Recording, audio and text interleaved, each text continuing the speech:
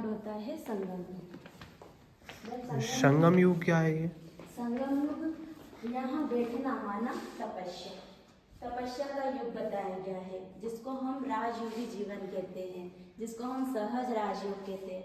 जब हमारे लाइफ में हम सहज राजयोग की पढ़ाई पढ़ते हैं और राजयोग की तपस्या करते हैं, तो जब हम जितनी तपस्या करते हैं, तपस्या करते करते हम ऐसे फरिश्ते बनते जाएंगे।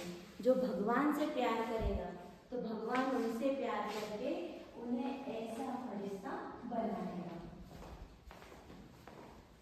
ये क्या परियां बनेगी ना, परियां और बस। फरिश्ता है। इसलिए यहाँ पे ब्रह्मा कुमारी आपका स्वागत करती है। एंड ये क्या है, कहाँ का क्या है? आत्मा एंड याद। आत्मा एक चैतन्य अभौतिक अविनाशी ऊर्जा है जो शरीर को जीवन प्रदान करती है तथा गति एवं भाव प्रदर्शन के लिए उत्तरदायी है। मनुष्य इस शरीर द्वारा कार्य करने वाली एक चैतन्य शक्ति आत्मा है।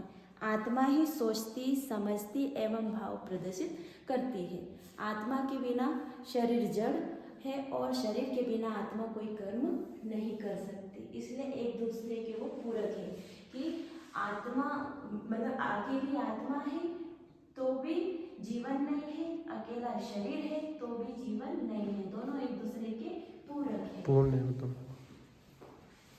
और भगवान हमें ये बताते हैं कि जब तुम भगवान को याद करोगे, जैसे शास्त्रों में भी बताया गया है कि आप जिस देवी देवताओं को याद करोगे भगवान उनके पास आपको भेज देंगे। जैसे अगर आप परमात्मा के याद करोगे तो आप परमात्मा के पास चले जाओगे, और अगर आप किसी देवी देवताओं को याद करोगे तो आप देवी देवताओं की दुनिया में जाओगे।